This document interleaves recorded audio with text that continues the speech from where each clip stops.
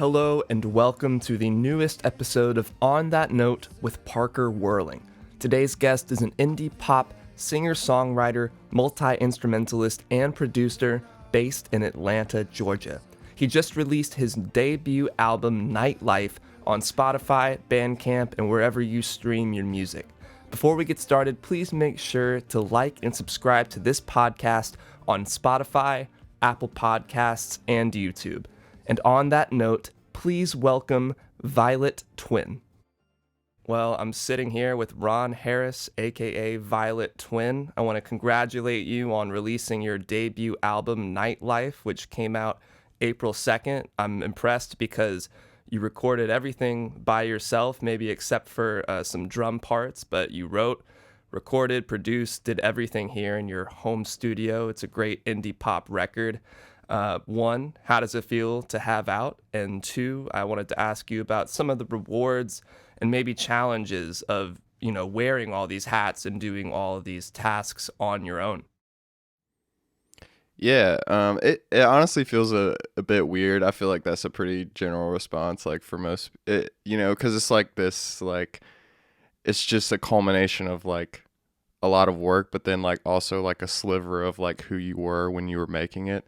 So it's like, I'm not like separated enough from that person yet to be able to say like, to have an understanding, like you have the understanding like when you're writing it and when you're making it.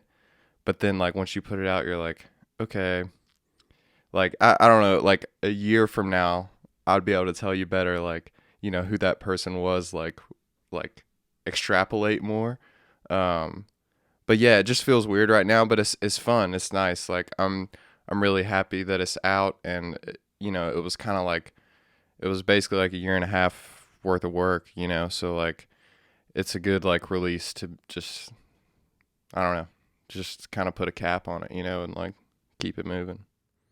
Yeah, that reminds me of when I watched an interview with Julian Casablancas from The Strokes, and Anthony Fantano was interviewing him about the newest record, The New Abnormal, and it came out like 8 months before they did the interview, and he still said that he couldn't really like explain how he felt about that record even 8 months later. So that's interesting. It seems like there has to be a period of time where you let it simmer.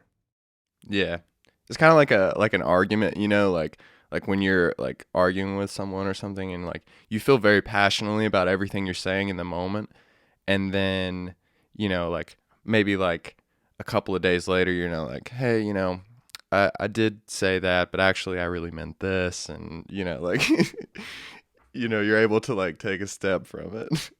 That's a funny comparison there. Yeah, you're totally right. In the heat of the moment, you'll say things that you don't really mean, but come from a very emotional place, and it takes a lot of time to logically understand even where your own self was coming from, because as humans, we're certainly flawed, and we're so complex that we don't understand other people, let alone all the things that are going on inside of us. But that's such a great place to bring out your creativity into a record. What were some of the emotions or just feelings that you had going into creating this record? Was there anything that you had to really like dig down to find, or was it kind of maybe less hard to really bring out some of those emotions? Do you know what I mean? So I did this thing where, like I decided that I wanted to make a record and then went about it, like, so it wasn't a thing. Like I know a lot of artists like just have like a lot of songs that they write, and then they're like, all right, I think I could piece these together to be a record. But I was like, I wanted the record. So I was like, all right, I'm just going to start out writing it. And one of the things I did to start out was, have you ever seen one of those like emotion charts that has all the like, like fear, anger, anxiety, happiness, Okay. that kind of thing. And it like, it's basically, it looks like a flower, and some of them overlap a little bit, Mm-hmm. And I put that in my journal because I wanted to make sure that when I was writing, I like I used to do a lot of like just more singer-songwriter style, and that always sort of lended itself to like love songs and like being in love, breaking up, that kind of stuff. I wanted to make sure that I like covered a lot of different emotions and like excavated other parts of myself, you know? So I jotted that down in the journal and then just like started with like I want to like write a song about like feeling anxious. I want to like figure out what that is. And like obviously you just shoot off a tangent from there, but just like using that to kind of kickstart the idea. And then the second part of that is I wanted to like put it to this backdrop of like nightlife, you know? So it was like a little character that makes his journey through the night, you know, and has whatever crazy experience. And, you know, that was like the general idea, I guess. And I mean, I don't even know if I hit that with the writing, but like it was the, you know, the Kickstarter idea. That's interesting. I was speaking with a previous On That Note guest, Essential Forever, and he kind of has a little bit of a character that he embodies when he's writing and recording and performing his songs.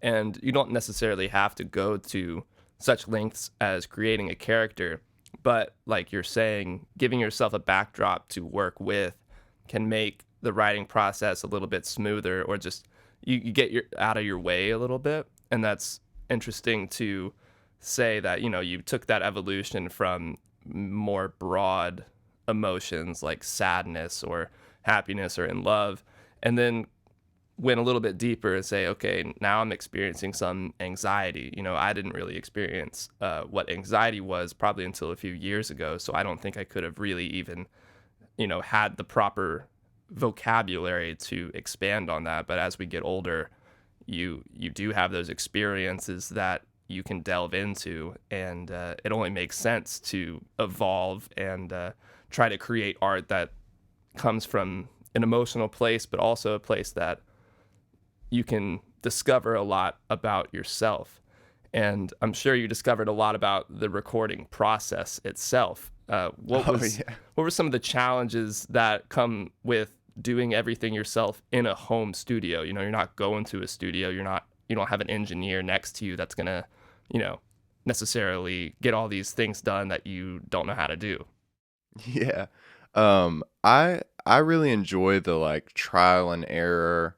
Like I will I will like do the wrong thing like 5 times before I like go to YouTube and look it up, just because when I'm when I'm writing, recording, doing that stuff sometimes simultaneously, like I like to stay in that, you know, place and not get caught, cuz you go onto YouTube and you're like, all right, how to get the drum to sound like this.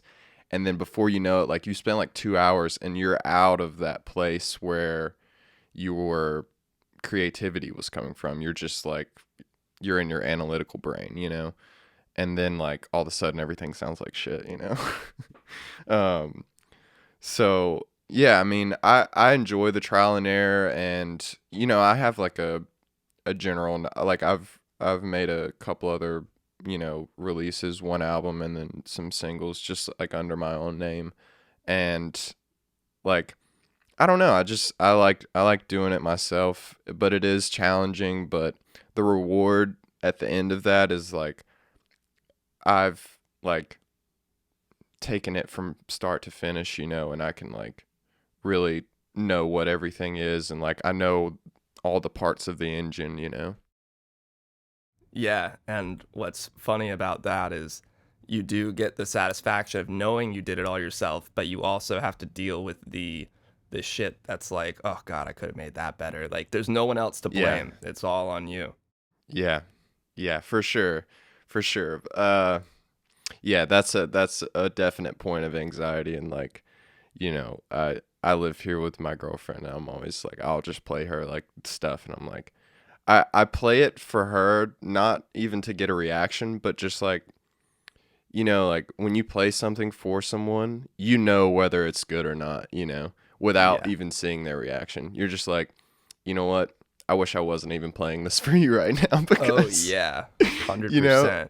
there's something about somebody being in the room with you, even if Oh they yeah. like couldn't even hear the music, like for some reason, just an other body in the room with you makes you hear all the faults that are in there. And Yeah. that is a good thing because then you go and you fix them. But those Yeah. 3 minutes, 4 minutes that it's playing, you're like, Jesus Christ, I wish I never showed this to this person. Yeah. And then too, just like, like the thing that's nice about doing it myself is that like I can like, like export a mix, go for a walk, go for a drive, go do something else, even like a bit of like gardening yard work, like, and listen to it there and like have a different appreciation for it, or just like get out of this room, because I do spend a lot of time in here. And, it's just like I do enjoy that, like going for a walk, hearing that part and being like, you know what, that arrangement is nice, but like if I just added this here, or like that's something I do enjoy about doing it myself because I'm not tied to like, all right, I've spent however much money on studio time, so I got to get this done today, and whatever it is today is pretty much what it's going to be, like. So Yeah, I that's do enjoy true. You that. get to put yourself in different environments and hear it in different environments, which will, open up a whole new world of a way of thinking about it. And I could see how that would be really stressful if you were only paying for 2-3 days of studio time and you got to get all that shit done in the studio. You don't really have the luxury of leaving and testing it out in the car for too long or headphones going on a walk. Yeah. So, do you have any advice for someone who wants to release a project of their own, but they're maybe not sure how to start? Like maybe they have either a super basic studio setup or really nothing at all. Yeah. I would just say like get familiar with a DAW and the best you can just by like playing with it. Just, like, Like using Logic or Ableton or Pro Tools. yeah, I use Ableton, and I like it because it has live performance uses as well. But like it doesn't matter what it is, like it's just a tool, So like once you become familiar with it, like you'll just be able to like use it more and more, and like, and screw it up in fun ways, and that's the thing. It's just doing, I think, is the thing, and like, and really too, it's like make sure your songs are good, like let that be the core of it, and then just however it gets recorded is what you that's the best you can do is the best you can do, like with what, like I've definitely done that. Like I had literally a 2 input interface, and like before I even got Ableton, I like recorded everything on that, and just like I didn't know what I was doing, but it's, as long as like you're focused on like the song and the song sounding good and everything, then that's really all there is.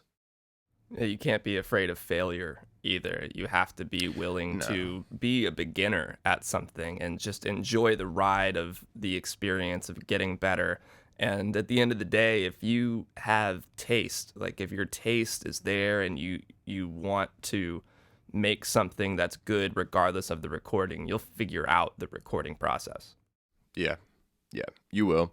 And that's like you're right, taste. Just like make sure you're, I don't know, you're feeling it, like when you feel it when you listen to it back in the car, in the on a walk, or even in studio monitors, like when you feel it, and you like that part of yourself like can't really lie to yourself.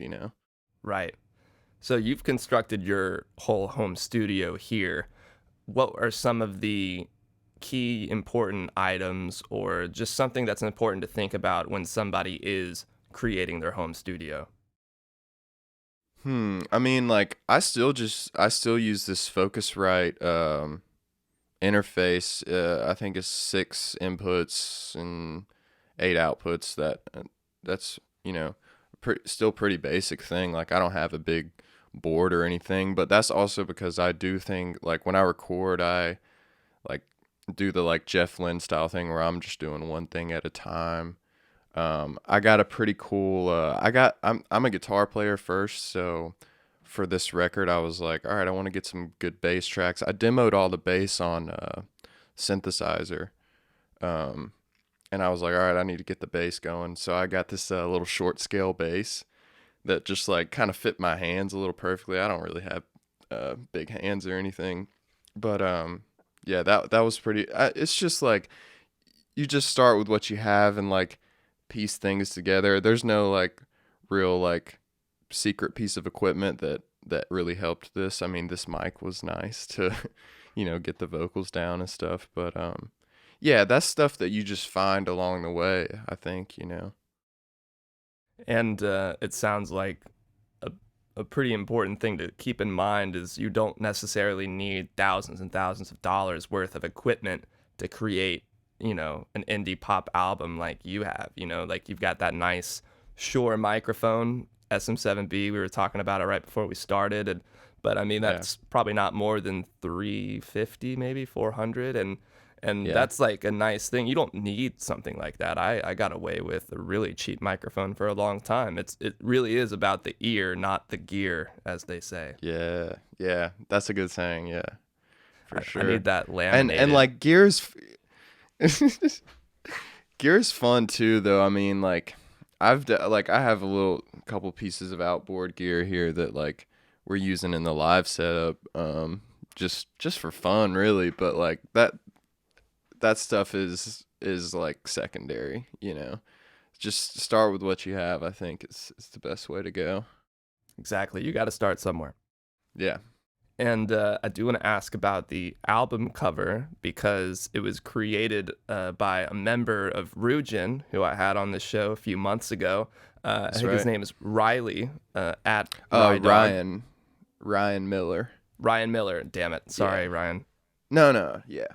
But yeah, hit him up at Rydog. Great album covers. So I just Yeah. wanted to ask where that inspiration came from. I was looking at it for a while, trying to figure out what was going on. It kind of looks like Big Dipper, Little Dipper, some Oh, dude, I seeds didn't even think of hatching. that.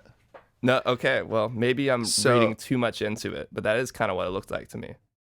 I sent him some demos, and he kind of got the vibe that I was going for, that like sort of vintage, like early disco kind of thing, and like I guess it was just always meant to be a little bit abstract, but like what I kind of get from it is like that lava lamp kind of feel with a little like story in the lava. Yeah. I mean, I really speaking, like that it's opened for interpretation and stuff, like the Little Dipper, Big Dipper, that's dope. Like I didn't even see that, but like that's what I like is like I've had different people say different things about it. I'm like, yeah, yeah, it's yeah, I cool. could be totally off, but I was like, oh, that kind of looks like it. You should look at it and let me know if you think that that's even close. But No, yeah, I think you got it. speaking of visuals, you also do your own music videos as well. Do you usually have a pretty clear idea of what you want when it comes to visuals, or are you kind of just figuring it out as you go along? Yeah, I'm pretty novice with the visuals. I just basically like what I'm able to do is like the limitations kind of like set what I'm able to do with that. Like I yeah, I've just like I think I've like developed a little bit of a style with that. But it's fun. Like I think that's such a big part of music now is like sort of the visual element, and I know like people have different feelings about that, but like I just like want to be a part of it all. So like yeah, I like those little visualizers. They're I don't even call them music videos really, like personally, but I know that they like do take that form. I just like giving someone that's listening any sort of way in that they would like, cuz I know I've like the band like Men I Trust. I don't know if you know them. Like they have these like beautifully done music videos. They do them all themselves, and like that's just another way in for someone to like be able to like step into your world a little bit, you know? Yeah, I think visuals are very important, especially now more than ever, where it's so easy to access anybody's page at any time that if you don't have something that's grabbing people, it's a lot harder to keep them engaged. And I almost hate putting it in those kinds of social media terms because, it should feel authentic. It shouldn't feel like you're doing this just to grab people's attention.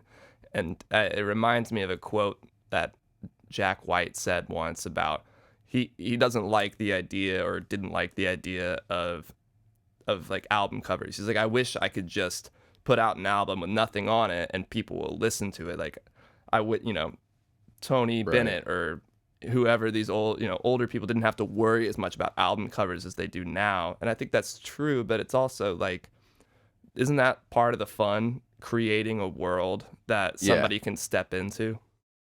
That's exactly like kind of the approach I've taken with it is like I like Jack White would also love to not have to think about an album cover or a video or anything like that and just make records. That would be great, but that's not the like landscape that we're operating in anymore or ever maybe. Like I mean, even like those like early albums is there's still a cover somewhere, and it's usually just a picture of someone, but like even then like the face is still part of the selling point there. So like yeah, I just take like you're saying like the fun approach to it is like okay, well like if we're going to have that stuff then I'm just going to have fun making it because that's just another creative outlet.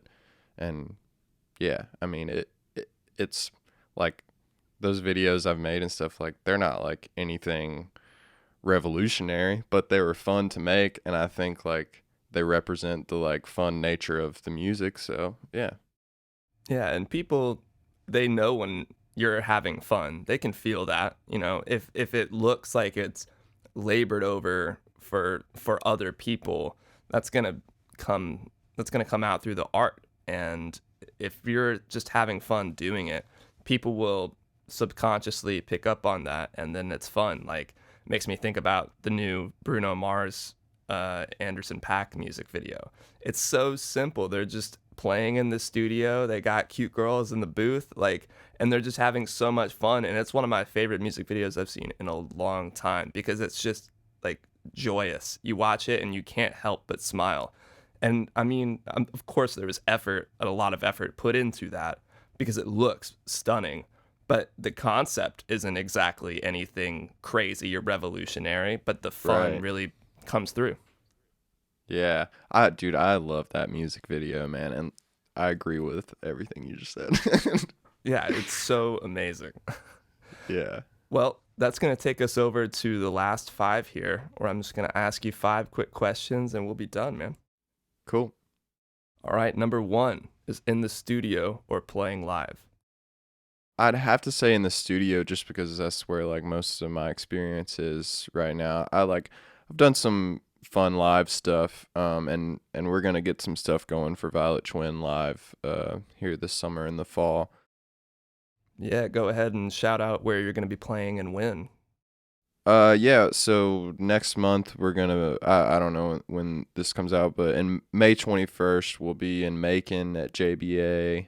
We'll be up in Gainesville in June, playing a little record shop Oh, cool. gig. So that'll be fun.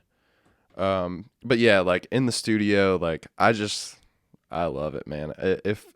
If there were hopefully someday there will be a time where I can just be in here and not have to worry about the other stresses of life, but maybe not. Maybe that's a dreamscape that I've invented, but One day. yeah. The creative energy in the studio for me is what really sells it because you can really, I mean, at any moment you could end up writing and recording your new favorite song that you've written. Like the potential energy is ridiculous. I just was checking out the Rubber Band Gun episode, Yeah. and I know we talked about that. but that's what he was saying is like the magic, and it's so true. Like you guys were talking and like couldn't relate to anything more. Like you're just playing chords, and then 30 minutes later, like you have like a song that's like being born, and then like cut to like 2 3 hours later, like you have this like thing that is like your body is just like buzzing, because you've like, you know, you've cracked something that like just wasn't there before. It didn't exist, you know. That's Yeah. that's just that feeling, hard to describe, but yeah. For me, it almost feels like I've stolen something. Like it's not mine. I'm like, Yeah. this cannot be mine. This has to be like somewhere existing already. That's such a weird feeling. Yeah. Yeah. I just kind of like listened back to the album and like just to think about like talking about it and stuff. Like I haven't listened to it in a little bit. And that's what I was feeling was like, oh, like this is crazy that like, this isn't something, like this all came out of me, that's a pretty weird feeling, I guess. 100%. Question number 2 is, what do you think is a perfect album front to back? Ah, man, I knew this question was coming, and like I thought about a couple of different ones. Like Random Access Memories Ugh. is like freaking amazing. Like the Rest in peace, fidelity. Daft Punk. Yeah, yeah. I think they announced they're both gonna be doing their own projects, which will be like, that'll be great. And like I get it, like they want to do different stuff. But yeah, that album has been a big inspiration for like just exploring new sounds and stuff for me. Um, and then I guess like I I would be I would be, I have to mention like songwriting wise, John Mayer's Room for Squares. Like Nice. that was like the first kind of album that I fell in love with. So like that kind of has a special place in my heart, and like kind of taught me a good bit about like songwriting. And yeah. John Mayer is a master songwriter. I talked to Clubhouse towards the beginning of doing this show, and Max Reichert, he said, John Mayer is the songbird of our generation. And I think Yeah. that's so true. Just forget how amazing at guitar he is and singing. Yeah. He's an Yeah. amazing songwriter. Like he really does it all. I think he's gonna be, he already is a legend, but he's gonna be one of those people that just outlives his, like his legacy is gonna be very long lasting. Yeah. Absolutely. Absolutely. I was also a big fan of his trio record. Very Oh, yeah, different man. than Room for Squares, of course, but it just Yeah. shows like Just the visceral. versatility he has. Yeah. Yeah, that's that's one of those things. Like he doesn't miss really, like Yeah, yeah. that's a crazy I feel quality like to I have. need to go back to his the two albums he put out that were a little bit more country-ish, because at the time it came out, I wasn't really into that kind of stuff, and now I feel like I've appreciated that style a little bit more. I think I need to revisit it. I was the same when they first came out. I was like, "Ah, man, like I like the like poppy fun stuff Right. John Mayer did." But then like put a few years on that, and like, like they're very like mature albums, that like you do have to be in a place to kind of like understand like where he's coming from, and but still again like songwriting, beautiful, beautiful stuff. Agreed. So who would be your dream artist or producer to work with?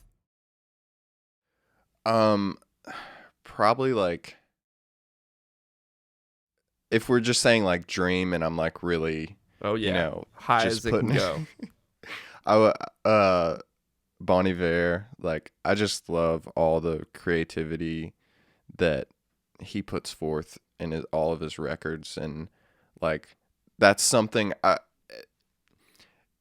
not even to collaborate, but just to like be in the same space as him, and to see like to sort of see how the inner workings go of that, like, because when you listen to some of that stuff, like, you're like, how did you think to, you know, add this, to take your vocal, resample it, and throw it through a bunch of effects, and then, you know, add it back into, like, that's something I'm just super interested in. So yeah. He seems like a very inspired individual. He's always creating some weird shit. There's been a few people on the show that have mentioned him when I ask that question, and it would just be wild to be in his studio and watching him create. There's some video I watched. I cannot remember the documentary, but it was like a docu-series, like on PBS or something, just about one episode was all about the recording, just like the recording process of music, and they had him on, which totally made sense.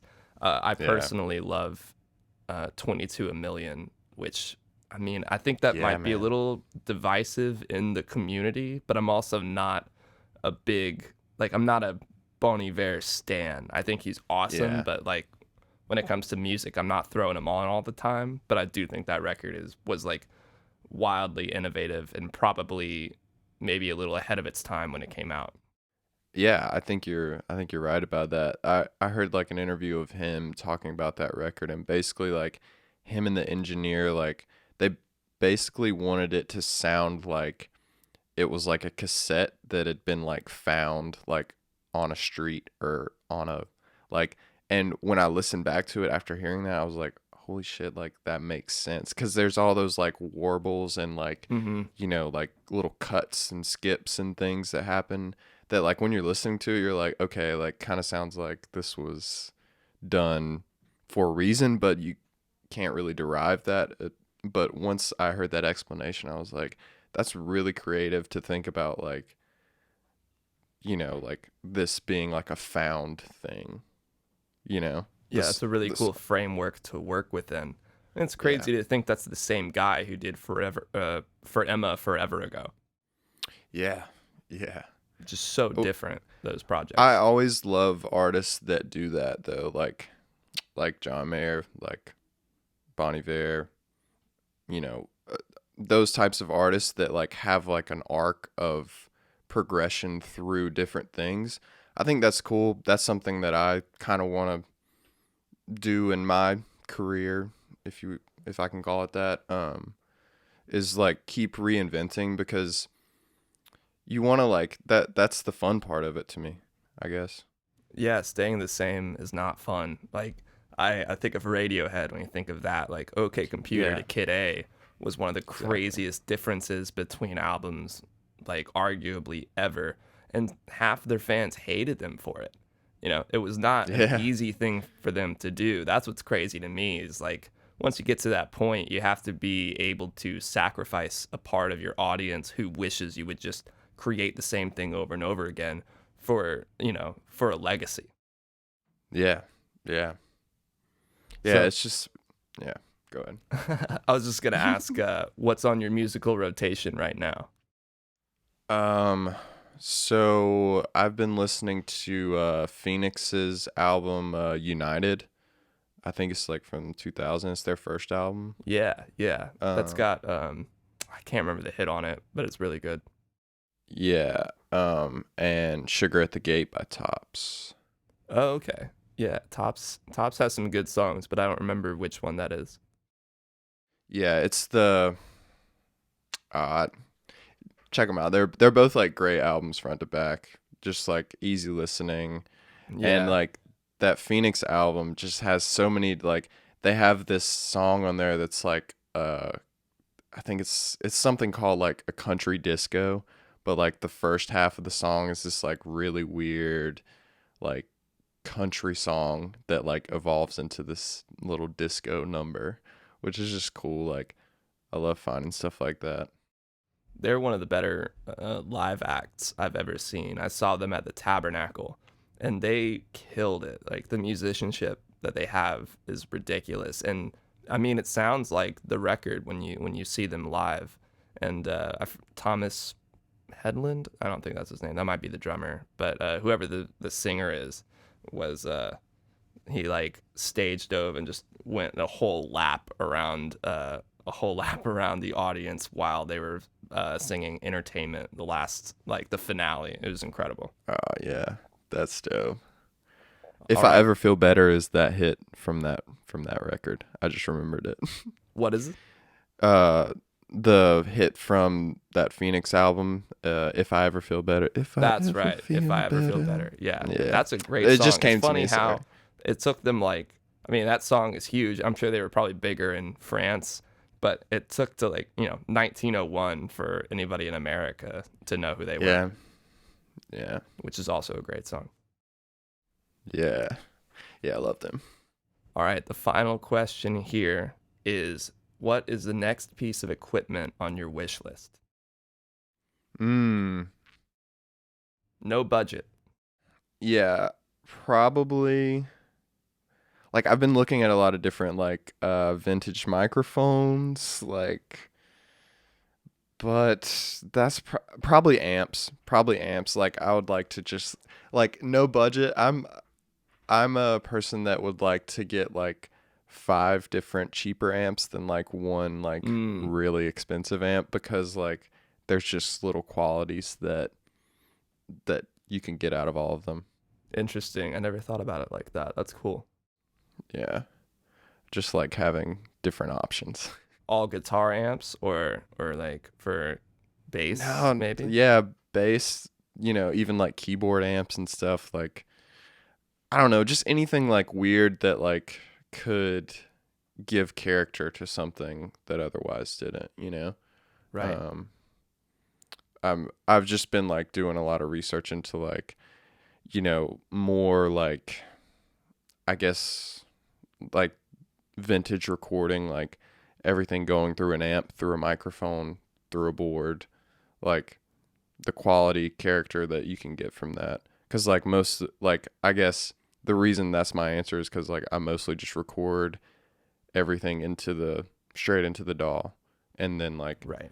add the character there. But it would be cool for me if I didn't have a budget, which right, I which do. Unfortunately is the reality. Yeah. I'm with you though. I've always really just gone direct in to the DAW, but I'm really Nothing wrong with interested in, adding color by going through amps and just putting a microphone in a different place than you normally would. And I've never really experimented with that too much, and it's something I'd love to get a little bit more into. Yeah. Fun stuff. All right. Well, that's going to conclude our time here on That Note. Ron Harris, aka Violet Twin, thanks for coming on the show to talk about your recording process for your album Nightlife, debut album. Congratulations. It's out now on Spotify, Bandcamp, all that good stuff. I think it's on Bandcamp. I know it's on Spotify. Yeah. Everybody needs to check it out. Great indie pop record, and you got some shows coming up as well here in Georgia. So if you're in the area, everyone go check them out. Yeah, and thank you, man, for having me on. I enjoy the show. Like I said, it's a great service for indies and stuff.